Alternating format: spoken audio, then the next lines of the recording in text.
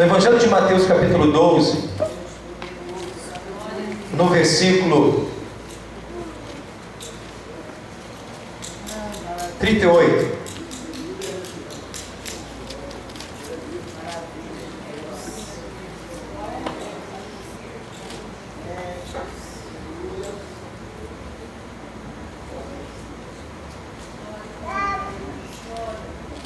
Perdoa, irmão. Não é fazer papel não, mas eu estou meio perdido aqui.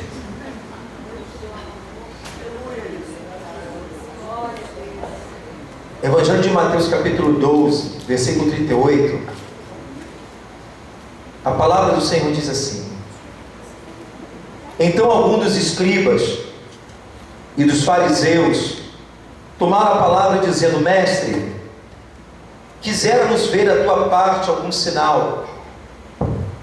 Mas ele respondeu e disse: Uma geração má e adúltera pede um sinal, porém não se lhe era dado outro sinal, senão do profeta Jonas. Pois como Jonas esteve 3 dias e 3 noites no ventre da baleia, assim estará o Filho do Homem 3 dias e 3 noites no seio da terra. Os ninivitas ressurgirão no juízo com esta geração e a condenarão, porque se arrependeram com a pregação de Jonas. Eis que está aqui, aleluia, quem é mais do que Jonas. A rainha do sul se levantará no dia do juízo com esta geração e a condenará, porque veio dos confins da terra para ouvir a sabedoria de Salomão. Eis que está aqui, quem é mais do que Salomão. Aleluia. Ele está aqui. Eis que está aqui aquele que é o maior, o Filho de Deus, aquele que é digno de honra, aquele que é digno de glória, aquele que é digno de tudo nosso louvor. Pode sentar, igreja, em nome de Jesus. Senhor, nós oramos a Ti, Senhor. A Tua presença está neste lugar, em nossas vidas. Tome a palavra, Deus, em nome de Jesus, que será ministrada, que não vem ser eu, mas o Teu Espírito. Conceda a palavra de sabedoria, de conhecimento, de revelação. Libera a vida, Pai, desta letra, Teu povo, Senhor. A palavra de Deus é muito mais do que tinta, do que papel. É a vida do Espírito. Senhor, em nome de Jesus, alimenta a Tua igreja, nos traga renovação, despertamento. Senhor, assim nós oramos, e prepara cada coração na qualidade de um solo fértil, receptivo à boa semente da palavra de Deus. Nós oramos a Ti, Senhor, e Te louvamos pela Tua fidelidade. Renda-nos graças em Teu santo nome, Pai. Em nome de Jesus, amém, amém e amém. Queridos, no Evangelho de Mateus, capítulo 12, 38, nós lemos que os fariseus e os escribas pediram outro sinal miraculoso a Jesus, dizendo: nos dá um sinal. Sabendo que os fariseus e os escribas eram considerados religiosos da época, homens conhecedores da letra, conhecedores da lei. Os escribas, por produzir as leis em outros pergaminhos que eram utilizados para que a palavra de Deus não viesse a ser esquecida, não havia nenhuma gráfica naquele tempo, então toda a lei de Deus era copiada manualmente, e os escribas, eles eram os escreventes da lei, aonde tinha que copiar para que a palavra do Senhor viesse a permanecer por geração em geração. Eles conheciam a palavra, mas Jesus, quando esteve aqui em nosso meio, Ele aponta para esses religiosos e diz e chama de hipócritas, religiosos, homens que conheciam a palavra, mas se tornaram perseguidores de Cristo. E esses homens aqui, eles pedem um sinal: olha, Tu é o mestre, então mostra outro sinal que tu é Jesus. Mostra mais um sinal que tu é filho de Deus. Queridos, quando eu vi esse versículo, eu olhei para o livro de Mateus, e Jesus já tinha realizado vários sinais. Jesus, ele curou o cego. Jesus, ele curou o mudo. Jesus curou a sogra de Pedro. Jesus tinha curado a mulher do fluxo de sangue. Jesus expulsou um demônio de uma pessoa endemoniada por uma manada de porcos, onde foram transferidos os demônios, e ali todos pereceram no abismo. Jesus tinha feito vários sinais, maravilhas. E Jesus olha para este povo religioso e diz assim: olha, vocês não terão mais sinal nenhum. O único sinal que vocês vão ter, que da mesma forma como Jonas ficou 3 dias dentro de um grande peixe, e ali anunciou a minha palavra aos ninivitas, a um povo que era bárbaro, cruel, e eu agi com misericórdia, levantei um profeta, e você conhece Jonas, porque vocês são conhecedores da lei, vocês conhecem a palavra. Da mesma forma, o único sinal agora que vocês vão ter da minha parte, é que o Filho do Homem, também no prazo de 3 dias descerá à terra, mas novamente ele ressuscitará ao 3º dia. Jesus morre numa sexta, e se cumpre essa profecia no domingo, ele ressuscitando, trazendo uma analogia com a história de Jonas. Da mesma forma, Jonas ficou 3 dias dentro do ventre de um grande peixe. Da mesma forma, o Filho do Homem será morto na sexta e descerá às profundezas da terra, mas ao 3º dia ressuscitará. E quando Deus ele me mostrou essa palavra, o Espírito Santo me levou à memória de quantas pessoas nos dias atuais, até chamado cristãos, quantas pessoas pedem e vivem pedindo sinais a Deus. Querido, é pecado pedir um sinal a Deus? Não. Quando a minha motivação é correta, quando ando em sinceridade ao meu Senhor, Deus é Deus de sinais. Mas o que Jesus sabia e conhecia o coração daqueles homens, que na verdade eles não precisavam de mais sinais, eles precisavam crer verdadeiramente e servir a Deus. Quantas pessoas nós vimos em nossa caminhada, o que Jesus tem que provar mais a nós, querido? Quantas pessoas às vezes para voltar para Jesus, ou para eu tomar uma posição do Evangelho e descer as águas e servir ao Senhor como devo, eu fico pedindo a vida inteira sinais. Senhor, me dá um sinal. Senhor, fala comigo. Senhor, faz isso. Se você fizer isso, Senhor, aí eu volto para o Senhor. Se o Senhor me abençoar dessa maneira, aí então eu vou ser um dizimista. Senhor, se o Senhor fizer isso, aí sim eu vou descer as águas e vou te servir a vida inteira. O Senhor tem que fazer isso, o Senhor tem que fazer aquilo. Meu querido, Jesus não precisa fazer mais nada.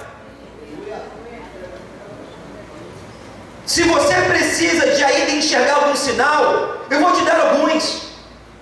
Jesus nasceu no ventre de uma mulher virgem chamada Maria. O seu nascimento foi miraculoso, uma obra do Espírito Santo.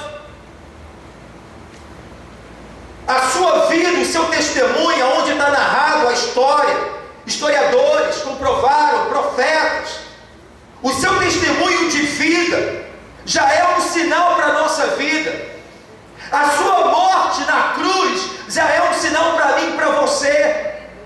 O Filho de Deus se esvaziou de toda a sua glória, se fez homem, passou o que passou, por amor à minha vida e à sua.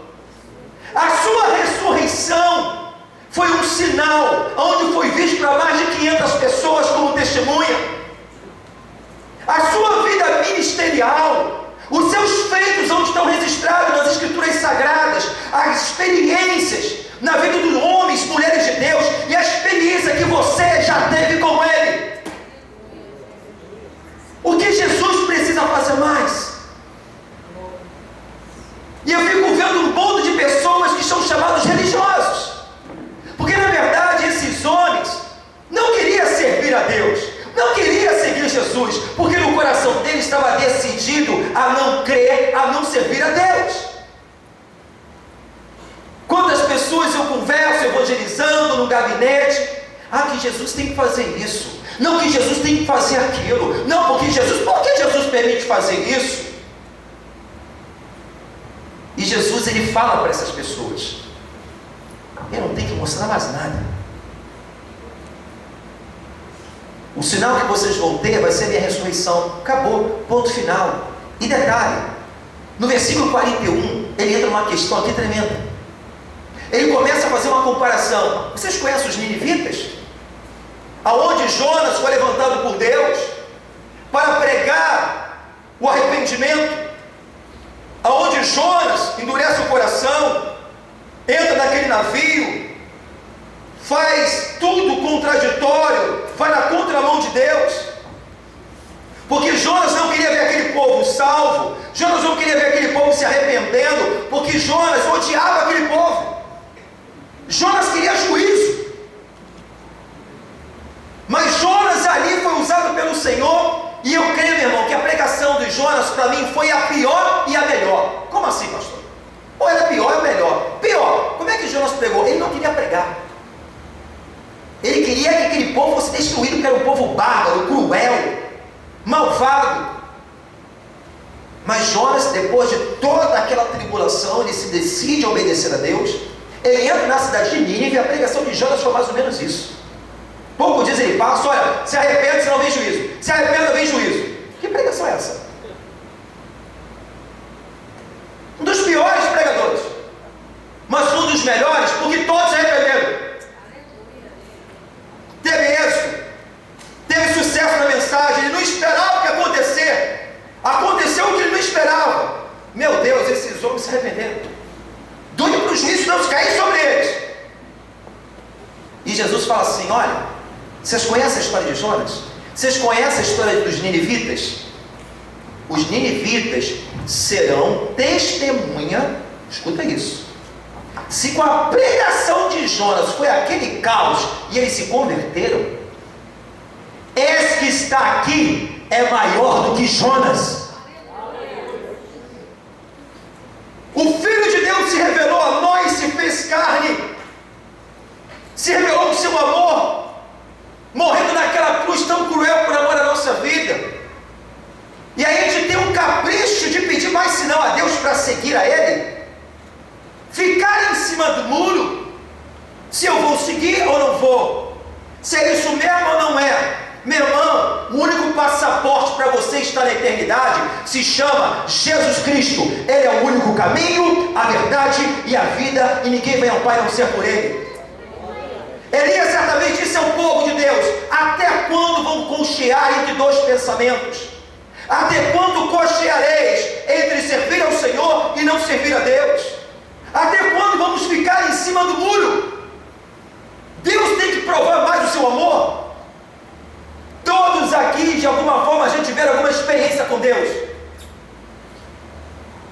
O que está faltando? Deus falou aqui no versículo 41, o próprio Jesus: os ninivitas ressurgirão no juízo com esta geração e a condenarão. Escuta isso. Porque se arrependeram com a pregação de Jonas. Eis que está aqui quem é maior do que Jonas. Aí depois ele dá outro exemplo, entrando no 42, diz o seguinte: a rainha do sul, para quem não conhece a rainha do sul aqui, Jesus está falando da rainha de Sabá. Aquela que era uma líder árabe, era uma rainha, muitos acreditam também que é na região da Etiópia hoje. Aquela mulher era uma mulher que governava a sua nação. E essa mulher, a Bíblia fala aqui no versículo 42, a rainha do sul se levantará no dia do juízo. Deus vai levantar essas pessoas como testemunha. Esta geração a condenará, porque veio dos confins da terra para ouvir a sabedoria de Salomão. Escute isso. Ela vem da Arábia, da onde ela estava. Ela ouviu talvez por algum comerciante, algum viajante, porque a fama da sabedoria de Salomão, que Deus assim o concedeu, foi espalhada por toda a terra. Quando Salomão começa o seu reinado, ele pede: Senhor, me dá sabedoria para governar. Deus se apresenta a ele, era sucessor do seu pai, o rei Davi. uma grande responsabilidade Deus estava chamando, e Deus ali faz uma visitação a Salomão e pergunta: o que você quer? E Salomão foi sábio ao pedir: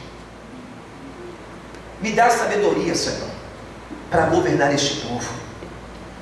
São grandes, muitos, inúmeros, me dá sabedoria. Deus se agradou da oração de Salomão. Ele não pediu ouro, ele não pediu riqueza, ele não pediu para bater os inimigos, ele pediu sabedoria. Deus concede sabedoria a Salomão, e porque você pediu bem, Salomão, eu te concedo uma sabedoria que não houve e não haverá igual à sua. Você vai ser uma pessoa provida de todo ouro e toda prata. Salomão foi um homem mais rico, e não houve e não haverá, que a Bíblia diz. Salomão chutava pepita de ouro no seu palácio. Muita coisa. Escute isso. A rainha de Sabá, sabendo, ouvindo, alguém trouxe, porque a sabedoria de Salomão espalhou por todas as nações.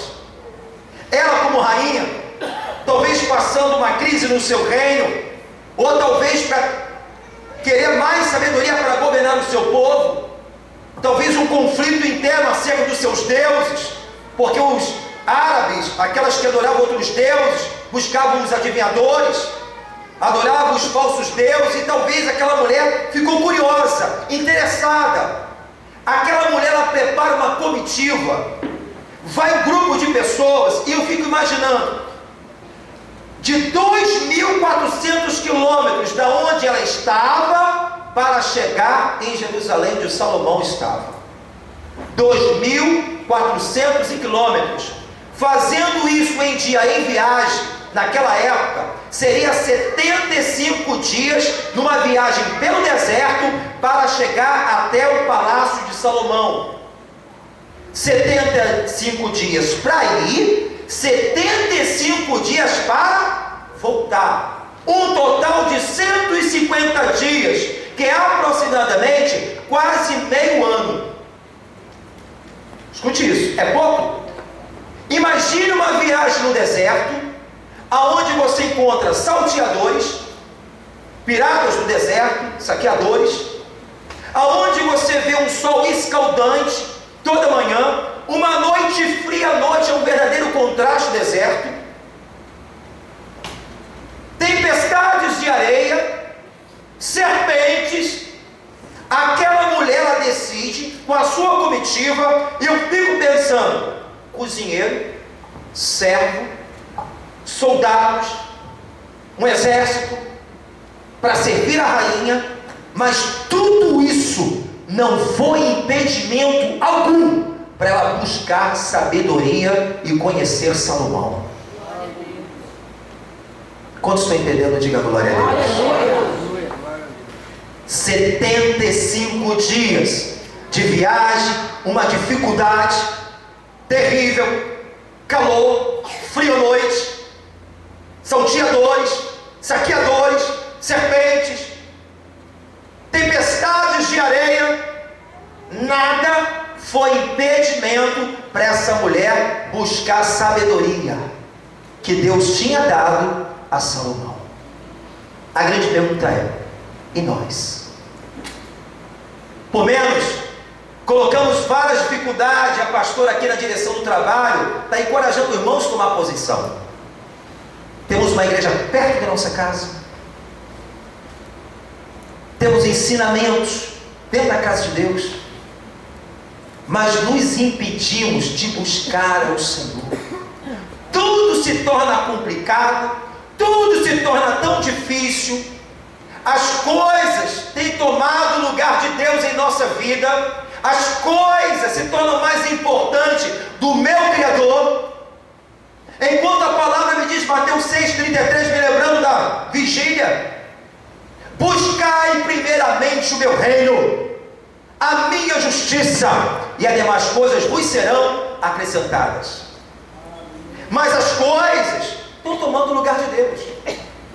Porque, pastor, eu preciso. As coisas têm tirado o teu sono, as coisas têm tirado o teu apetite, as coisas têm trazido angústia, As coisas têm trazido ansiedade, inquietude na alma. As coisas muitas vezes estão promovendo doenças como diabetes, pressão alta, porque só penso nas coisas, como coisas, durmo com as coisas, acordo com as coisas, e são essas coisas que impedem a gente um dia morar no céu. São essas coisas que nos impedem o crescimento. São essas coisas que nos impedem o favor de Deus. Há um tempo determinado para todas as coisas, e existe um tempo determinado para buscar a Deus. Quantos fazem um copo mole? Porque eu estou com uma dorzinha, não vou para o culto. Você deixa de namorar por causa dessa dor? Você deixa de trabalhar por causa disso? Mas por que para servir a Deus? Por que para adorar a Deus a gente bota sempre tantos impedimentos? Uma mulher dessa, rainha de Sabá, que nem era serva de Deus, 150 dias para ir e para voltar. Ela não era uma viagem definitiva, porque ela tinha uma responsabilidade com o seu reino. Ou seja, mas o tempo pouco que ela tivesse para receber mais sabedoria, para governar o seu reino, a sua vida, melhorar os seus relacionamentos, ela buscou. Aleluia. E Jesus, ele chega e fala assim: olha, naquele grande dia, levantarei a rainha de Sabá, ela estará no dia do juízo, e ela vai condenar, porque ela veio dos confins da terra para buscar a sabedoria de Salomão. Mas eu vos apresento a vós, este que está aqui é maior do que Salomão. E você tem ele, meu irmão. Salomão foi sábio. Nós temos a palavra de Deus, nós temos Cristo em nós. Aleluia. Se você deseja sabedoria, ele fala: aquele que pede, Deus dará abundantemente. Temos os provérbios de Salomão, temos Eclesiastes de Salomão, temos os livros aqui, temos mais livros, temos a palavra, temos mestre, temos pastores, temos professores de escola bíblica. Meu irmão, que impede você caminhar e crescer? As coisas. São tantos problemas, pastor. Por causa de você somente buscar as coisas, cada vez os problemas vão te sucumbir. Porque diante de uma batalha, o nosso foco não é coisas, o nosso foco não é o problema, o nosso foco é mais de Deus. O nosso foco é a direção do Espírito, o nosso foco é a estratégia do céu, porque sem Ele nada sou, porque se o Senhor não edificar a casa, em vão aqueles trabalham para a sua edificação, porque Ele é um Deus que abre porta, não tem porta, abre caminho onde não tem caminho. Não, mas eu quero um sinal. Se Deus me dar um sinal, eu começar nesse ano a fazer um propósito. Se Deus me dar um sinal, ano que vem vou todo dia na escola bíblica. Se Deus me der um sinal, vou começar a orar e subir aos montes. Se Deus me der um sinal, meu irmão, no teu coração já deve decidido a você não querer fazer nada. Porque o homem e a mulher de Deus, quando entende que de sinais, nós já estamos cheios dos sinais de Deus. Nós precisamos somente crer, nos render e servir a Deus como devemos servir. As pessoas estão buscando muito mais a felicidade do que ser santo. Falamos aqui de manhã, demos exemplo de Abraão. No capítulo 21 de Gênesis, Abraão recebe a promessa: 25 anos, Deus falou que ia dar um filho. No capítulo 21 de Gênesis, Deus concede a Abraão um filho, um homem idoso, avançado de idade. A ciência dizia que não, e a Sara, sua mulher, um ventre estéril. Impossível. Mas Abraão, em todo o tempo da sua vida, foi santo ao ponto de ser chamado amigo de Deus.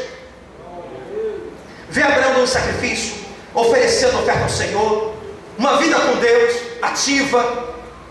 Aí chegou no capítulo 21, Isaac: Abraão, aquilo que eu prometi, você até aqui foi obediente, foi fiel, não teve tantas experiências de teofanias, milagres, teve uma ou outra, não foi tantos sinais, mas o homem foi obediente desde o princípio, deixando a sua cidade dos caldeus somente por um chamado: deixa a sua terra, a sua parentela e vai para uma terra que mostrarei. Me dá um sinal. Não, Abraão foi. Tantas coisas aconteceu, tantas dificuldades, Abraão se permaneceu santo, fiel e obediente. E a Bíblia fala que Abraão foi justificado porque Deus fez justiça pela sua fé. No 21 ele tem um filho. A promessa chegou, que alegria. É Isaac daqui, Isaac dali. Isaac é menininho, olha o chocadinho, Isaac. É meu Isaac, é sorriso, aleluia, glória a Deus. Isaac está falando, Isaac está andando, Isaac agora está falando. E aí, Isaac está crescendo, está bonito, está forte, está comendo danoninho. Isaac, amém, irmão. Glória a Deus. Como estou entendendo? Glória a Deus. Glória a Deus. Você vê do capítulo 21 ao capítulo 22, Abraão só faz uma aliança com Abimeleque, oferece um sacrifício. Ali você não vê mais sacrificando mais a Deus. 15 anos se passa do capítulo 21 ao capítulo 22, aonde no 22 Deus pede: Abraão, conheça a voz. Deus, o que foi, Abraão? Não, Senhor, me desculpa, que eu estou. É exato. Tanta felicidade. Você continua sendo santo, meu amigo, Abraão? Sim, Senhor. Sou patriarca. Sou teu amigo. É mesmo? Então oferece o seu sorriso, a sua felicidade no Monte Moriá.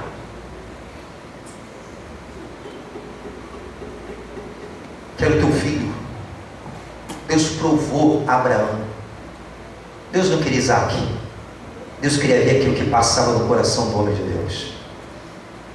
Quando chegou lá, você conhece a história, foi pegar o cutelo, quando foi o anjo brada, não! Deus já providenciou o cordeiro. Você foi provado e aprovado por Deus, Abraão. Sabe o que acontece, irmão? No meu tempo as bênçãos são tão grandes, ou as coisas, a alegria, a gente acaba esquecendo, deixando Deus de lado. Não é isso? Aí Deus fala: você me ama? Oferece a sua alegria. Todo aquele que é santo é feliz, mas todo aquele infeliz é santo. Santidade te gera felicidade, porque você está debaixo da mão de Deus, da soberania de Deus, e vai experimentar aquilo que é bom, agradável e perfeito. Mas a gente se esquece no meio do caminho, começamos a dar valores às coisas, começamos a inverter, em buscar o reino de Deus e mais coisas. Não, busco, eu quero as felicidades, para depois eu buscar a Deus. Homens na história que fizeram isso, sofreram. Saul tentou ser feliz, diante dos amalequitas, lá o rei Agag, tomou tudo aquilo que Deus falou: não, pega isso, se pegar, vai para minha casa. Mas, eu quero.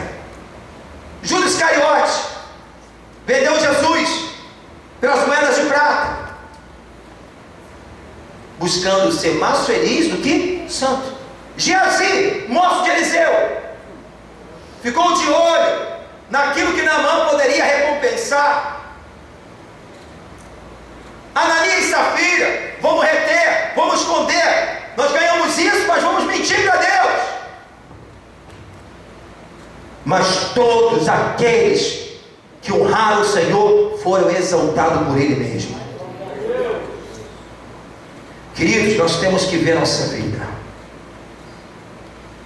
Hoje pessoas não têm mais prazer de ler uma palavra. Hoje as pessoas não se dedicam mais à oração. A escola dominical, que é um discipulado, segundo a estatística feita, 20% das pessoas frequentam a escola bíblica. 1% investe no seu discipulado, todo dia estudar, meditar na palavra. 1%. Estudo, pegar a palavra, examinar, estudar, pegar um livro, pegar um documentário, estudar, pegar um livro, um dicionário. 1%. Estatística dos cristãos. 20% não se dedicam ao discipulado. E o discipulado faz você crescer em santidade. Santificação vem pela palavra. Ela purifica, ela liberta, ela cura, ela restaura, ela salva. Aleluia! Não, mas o importante não é o seu santo. O importante é eu ir na igreja e pedir uma oração para Deus fazer isso, fazer aquilo. Porque o importante não é mudar minha vida. O importante é eu ser bem sucedido. mesmos valores, irmão. Isso não é cristianismo. Por mais que Deus tenha prazer de nos abençoar, por mais que Deus tenha prazer de abençoar a sua noiva, os seus filhos, Deus, Ele pede: seja santo como eu sou santo. Quem subirá no monte santo do Senhor? Sem santidade não veremos a glória de Deus. Precisamos mudar o nosso jeito de tratar os relacionamentos, crescer até a estatura de varão perfeito. Mas o mais importante é o que? O culto da vitória. Quer ver a igreja cheia? Promove bandeira, culto da vitória. Tem pecado nisso? Não. Deus tem vitória. Mas Deus tem vitória na escola bíblica. Deus tem vitória na sua oração. Deus tem vitória no seu jejum. Deus tem vitória na sua consagração. Levamos a Deus de brincadeira, sem temor. E Ele fala: sede santo como eu sou santo. Jesus, Ele diz aqui: eis que está aqui, maior do que Salomão. Aleluia, querido. Jesus hoje usa os seus profetas, ministérios, pastores. Ele diz: vocês têm a minha palavra, e por vocês terem a minha palavra, eu sou maior do que Salomão, eu sou maior do que Jonas. Aleluia, queridos. O que fazer diante de todas essas oportunidades que Deus nos concede de crescer, de ter uma vida avivada? O que eu estou fazendo com a minha vida? Você só tem uma, meu irmão. Para onde a gente está indo? A Bíblia fala e nos ensina que Deus tem um propósito em nossa vida. Falamos hoje pela manhã, pastor, a pior causa não é morte, é viver uma vida sem propósito, saber por aquilo que você foi gerado. Você não foi um acidente, não é um caos, não é um acidente de percurso, não. Deus sonhou com você. Quando você se une a sua mente com a dele, você começa a viver os sonhos de Deus. Mas se eu rejeito, não, Deus, eu preciso de um sinal. Está começando a estar com mal sobre isso semana, né, irmão? Vão falando, né? Não, estou pedindo um sinal para Deus. A pessoa está desviada, está pedindo um sinal para voltar para Jesus? Você está pedindo um sinal para demonstrar a Deus mais uma vez quem Ele é na sua vida?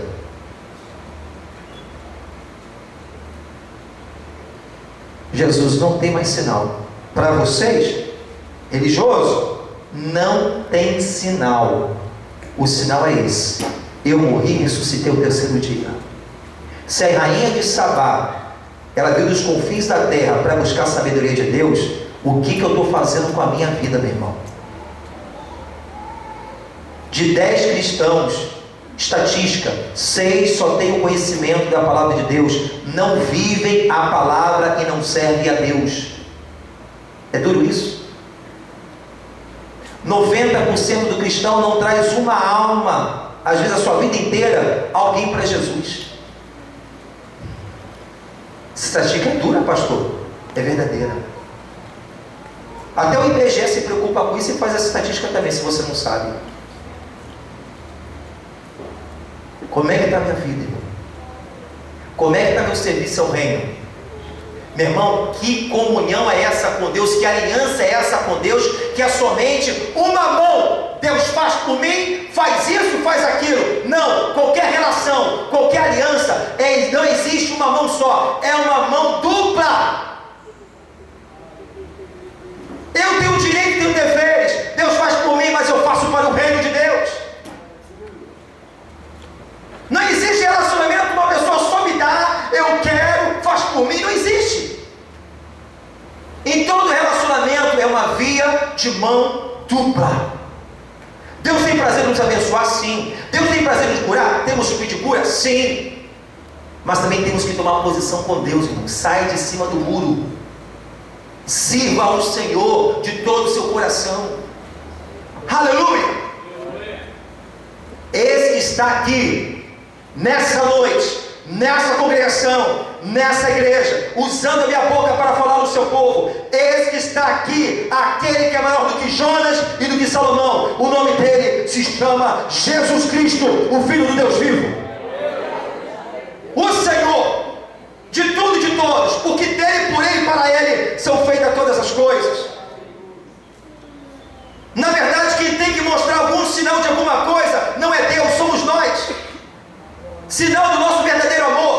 sinal do nosso verdadeiro compromisso, sinal da nossa verdadeira entrega a Ele, sinal do nosso verdadeiro arrependimento em não mais coabitar no pecado. Quem tem que provar alguma coisa e mostrar alguma coisa não é Deus, é nós, a igreja. Quantos pode dar glória a Deus por isso, irmãos? Me lembrou uma passagem no Antigo Testamento, o próprio Deus, e me lembrou, ontem meditando na palavra, em Números 14. Aleluia.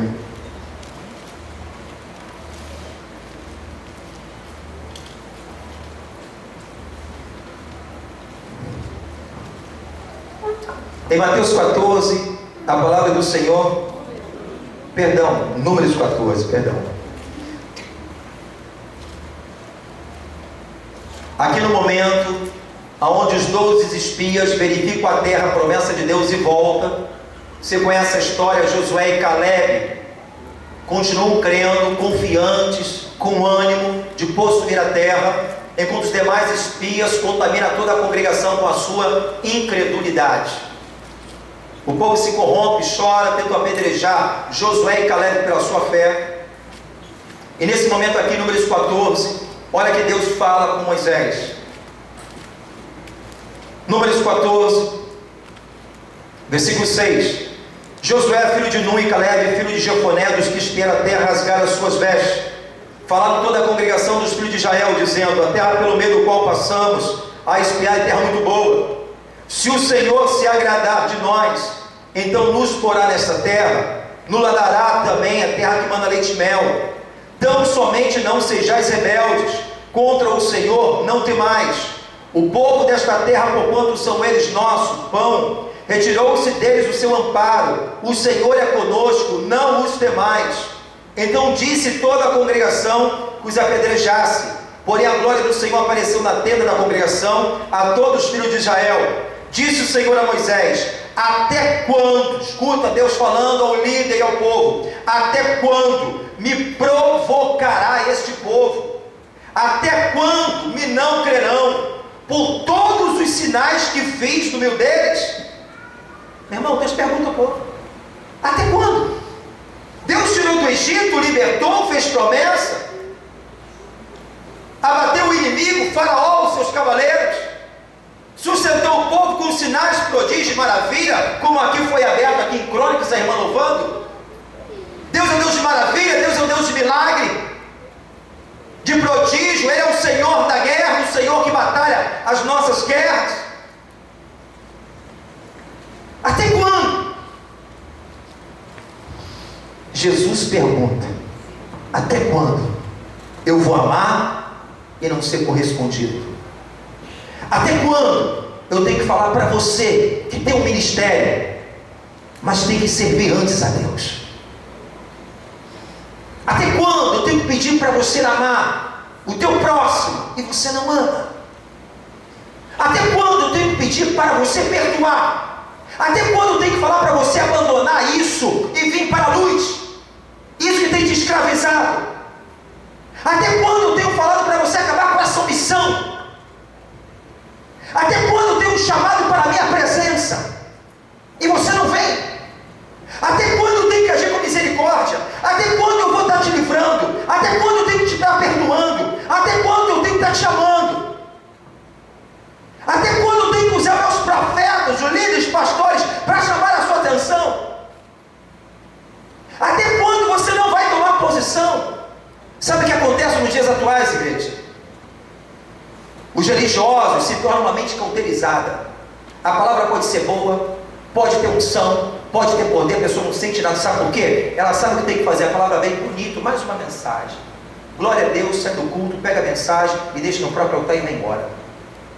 Não funciona, não faz efeito. Sabe por quê? A mente não quer mudar. Já está decidido no coração: eu quero continuar do mesmo jeito. E Jesus quer transformar, meu irmão. Jesus quer mudar a nossa história. Jesus quer mudar a nossa visão. Jesus quer mostrar os valores da vida. Existe conversa que o Espírito Santo quer colocar em dia com você. Mas até quando eu falo e vocês não me ouvem? Aleluia. Deus ministrou isso ao meu espírito para falar à igreja. Como Deus falou primeiro com Moisés para falar com o povo, Deus fala primeiro com uma liderança em momentos também para falar conosco. Até quando esse povo vai me provocar em saber que tem que largar aquele pecado e não larga? A mentira, a prostituição, até quando? Aí do outro lado está o crente, Deus, todo desconcertado, me dá um sinal, fala comigo, Deus.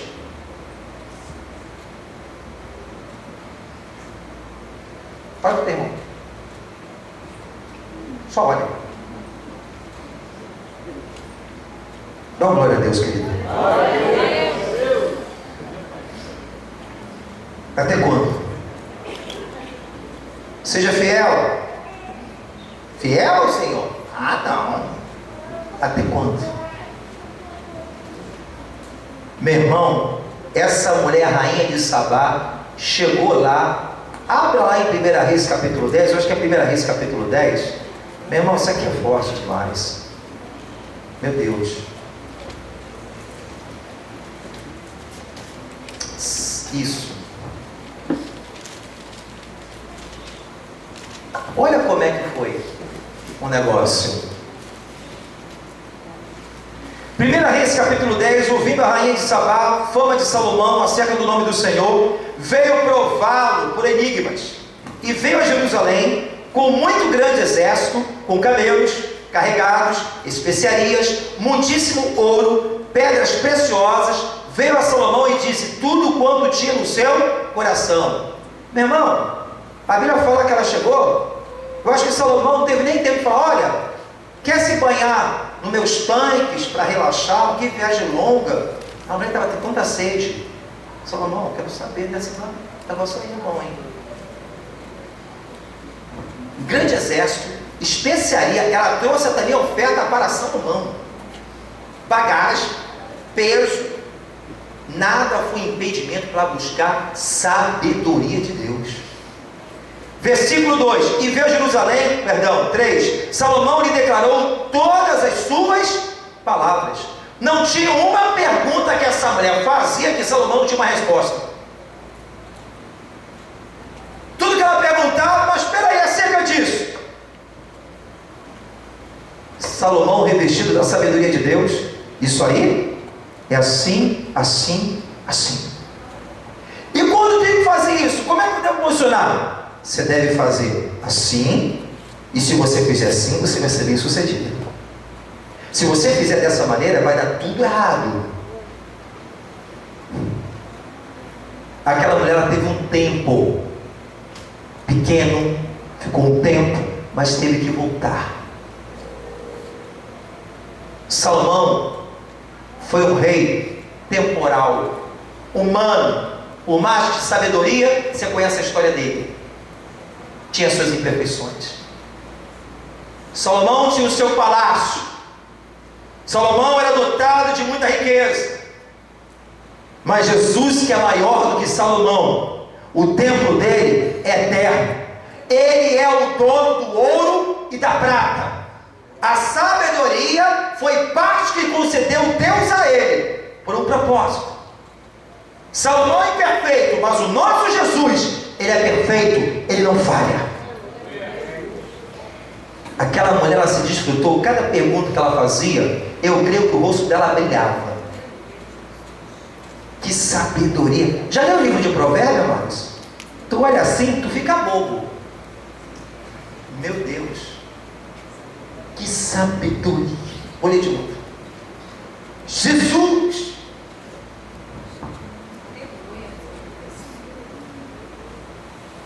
Jesus está dizendo: eis aqui, que é o maior do que o Salomão. Só depende da nossa disponibilidade. Deus chama a igreja para um compromisso maior. Ser servo é um dos nomes aonde nós vamos ser chamados no céu. Deus, Ele fala conosco: vocês são vários, podemos dizer adjetivo, não sei, filho, escrevo a carta aos santos. Mas naquele grande dia, Jesus vai dizer: servo bom e fiel, no pouco foste fiel, no muito eu te colocarei.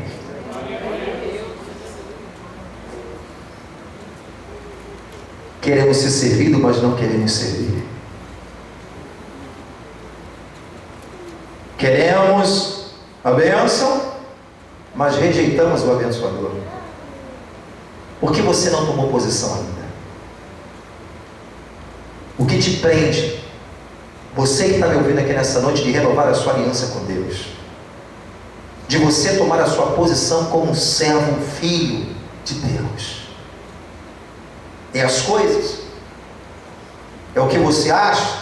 Não é aquilo que a Bíblia diz? Fala para o seu irmão: o tempo é já. Aleluia! Glória a Deus! E Deus, Ele revela cada vez mais quando há um coração ensinável, quando a pessoa deseja, como essa rainha, ela tem fome, ela tem desejo por mais. Eu me lembro de Marta e Maria, falamos aqui pela manhã. Marta, aquela irmã de Lázaro, cansada, afadigada, ansiosa por causa das coisas. Mas no momento ali que Jesus entrou na casa ali de Lázaro, Marta continua enfadigada, mas Maria para tudo. Fala para o teu irmão: tem hora, você tem que parar tudo, irmão, porque sem Ele, você não é nada. A gente pensa que está perdendo tempo, você está ganhando estratégia, sabedoria, porque você tem aquele que é maior do que Salomão. Para tudo, Senhor. Deus se agrada disso, irmão. Esse momento aqui é seu, não negocie. Vou te buscar. Aí você busca, está buscando. Maria sentou nos pés de Jesus, quando teve na sua casa Jesus. Meu irmão, Jesus em casa,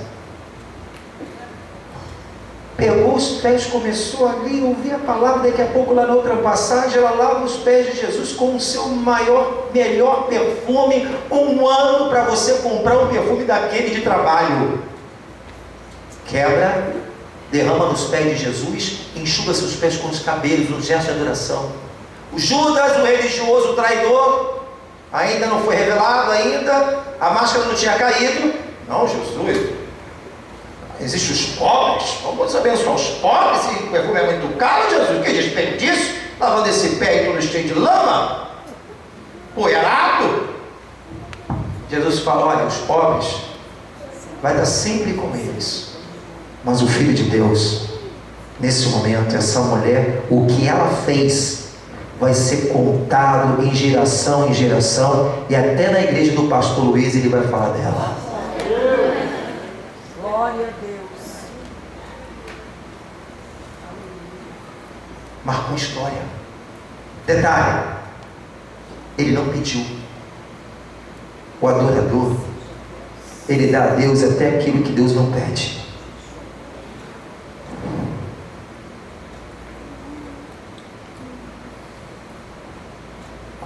Santo, tu és santo, Senhor Deus Todo-Poderoso.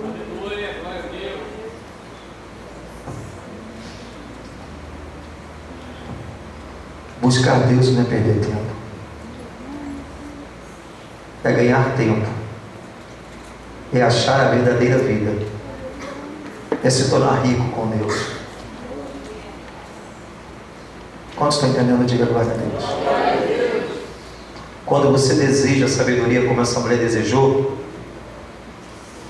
ela recebeu. Tudo que você possa receber de Deus, você de acordo com a sua sede. às vezes não sentimos mais fomes de ter comunhão ou da palavra, porque a nossa vida está tão cheia de tantas coisas que não tem nenhum valor, como alimento, como a criança. Você dá porcaria para ela a manhã todinha. Quando chega na hora do almoço, ela fala para a mãe assim: não estou com fome. Já sei, filha, também comeu tanta porcaria. A gente está se alimentando tanta coisa nesse mundo, que o alimento poderoso, o pão, a gente dispensa. Aquilo que tem peso, aquilo que tem valor, aquilo que vai trazer saúde para o meu corpo, vida com abundância, que significa fartura ilimitada. Bem-aventurado é aquele cujo medita na minha palavra de noite. Será como árvores plantadas junto a ribeiros de água, que em todo tempo, em toda estação, prosperará. Em todo tempo prosperará. Aleluia! Quando desejamos, Deus se revela mais. Até os seus mistérios, que no grego significa segredos. Quer ver uma coisa interessante? Abre Marcos capítulo 3.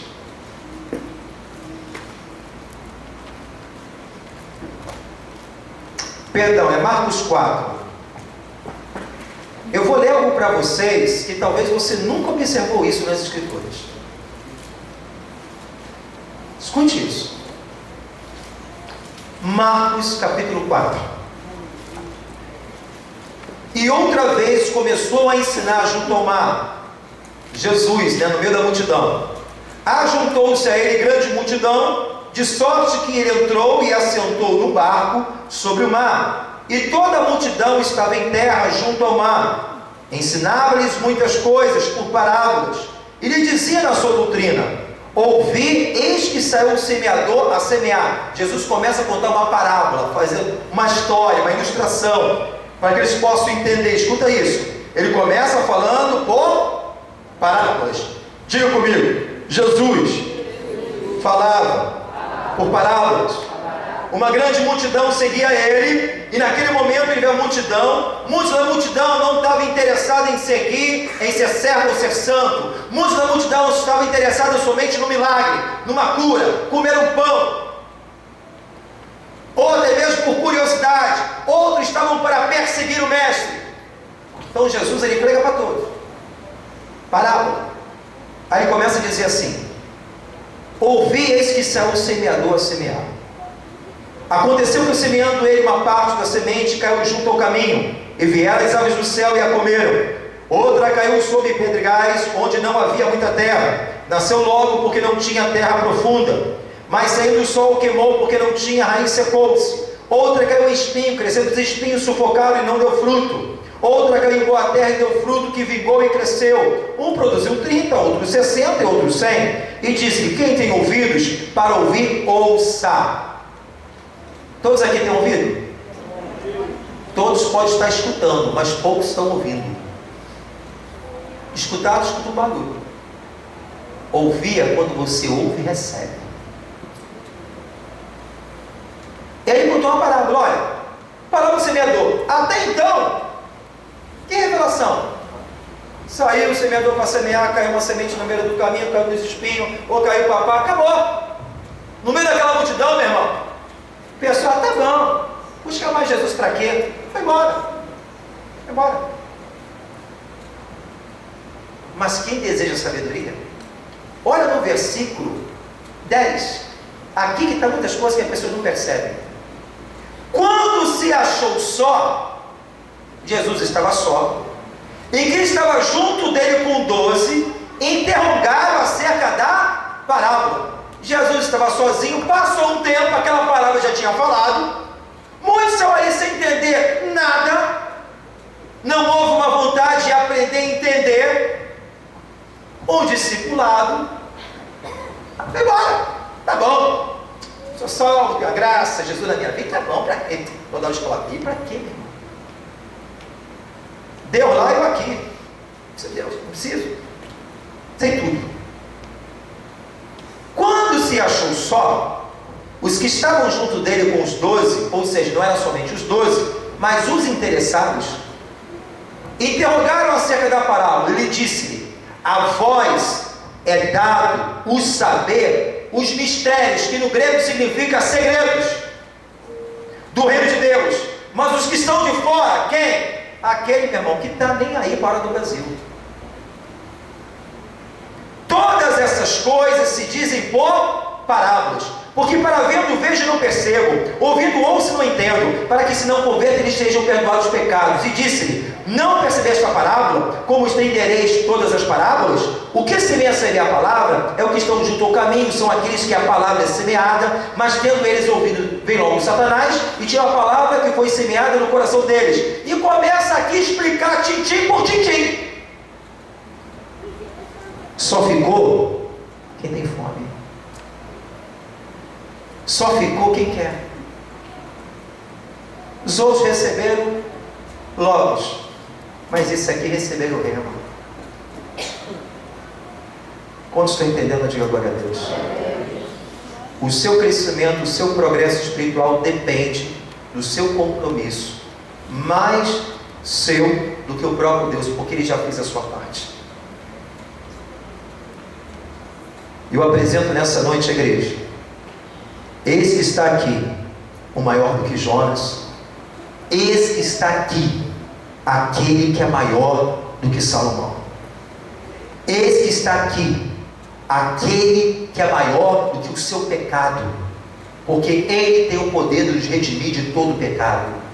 Esse que está aqui é aquele que é maior do que as suas dificuldades, do que as suas guerras, do que os seus medos. Esse que está aqui para te ajudar, o Senhor. Mas é necessário você ir até Ele. É necessário você ir nessa fonte. A mulher samaritana, certa vez, do lado do poço de Jacó estava Cristo. E ela falou para Jesus, tu sendo judeus, fala com o samaritano, fala assim: mulher, se tu sabe esse que te pede água, aleluia, se tu soubesse da água que tem o poder de me dar, você nunca mais terá sede. Em outras palavras, Jesus estava dizendo: eu sou Deus que supro todas as suas necessidades. Se você me conhecer, se você crer em mim, se você chegar mais perto, se você confiar, se você tiver um compromisso comigo, eu sou Deus que supro todas as suas necessidades, segundo as minhas riquezas, assim diz o Senhor. Porque esse que está aqui é maior do que Salomão, ele é maior do que o teu patrão, ele é maior do que o teu marido, ele é maior do que a tua família, ele é maior do que o teu filho, ele é maior do que o sistema, ele é maior do que o presidente, ele está acima de todos e de tudo, ele é Deus, o Senhor. E aonde temos buscado, irmão? Aonde eu tenho que buscar dessa fonte? Jesus, ele só tem compromisso com aqueles que querem compromisso. Jesus não busca uma namorada, Jesus busca uma noiva. Jesus não veio para flertar conosco, Jesus veio para fazer uma aliança. E uma aliança tem compromisso. Temos a carta do noivo, carta aos Coríntios, carta aos Efésios, carta aos Tessalonicenses, carta aos Filipenses, uma carta do noivo para a noiva, igreja. O noivo está distante por um tempo, mas para otimizar sua relação com a noiva, para se manter vivo esse amor, ele deixou a sua carta. E toda noiva que se preze, que ama o seu noivo, quando recebe uma carta do noivo, fica toda entusiasmada. Ela não vê a hora de o carteiro chegar. Ela confere todos os dias na caixa do correio se chegou a carta do noivo, não chegou. Mas quando a noiva não tem mais prazer de ler a carta do noivo, é porque existe algo de errado, os seus sentimentos em relação a Deus. Aleluia. Dificuldade de adorar, dificuldade de cultuar por causa das coisas. Se não consigo adorar 2 horas num culto de uma quarta ou num domingo, como é que eu quero morar no céu, adorar o Senhor dia e noite? Aleluia. Deus está falando aqui, irmão. Vamos dar glória a Deus para Jesus? Fica de pé. Abre Deuteronômio capítulo 10.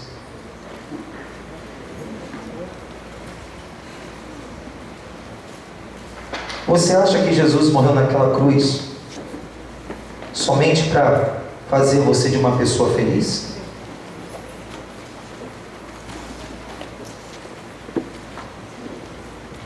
Jesus morre coroado com uma coroa de espinho, morto, o seu sangue é derramado, esticado no madeiro,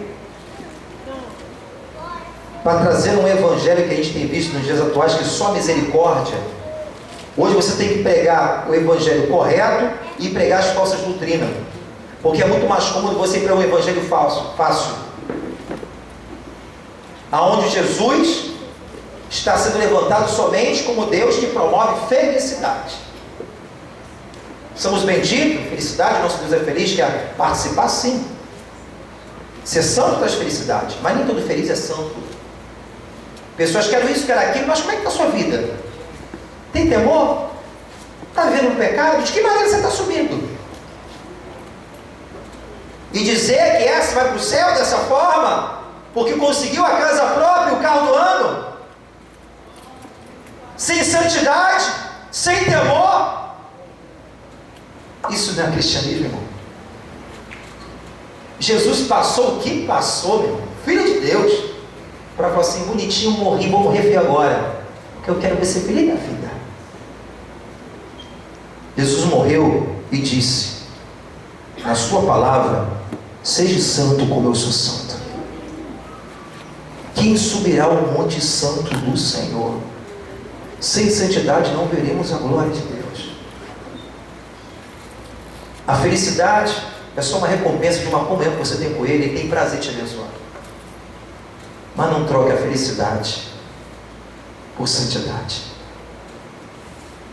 O que te leva para o céu não vai ser a felicidade. O que te leva para o céu vai ser a santidade. Aqueles que são felizes verão a glória de Deus. Não. Sem santidade não veremos a glória de Deus. Deuteronômio capítulo 10,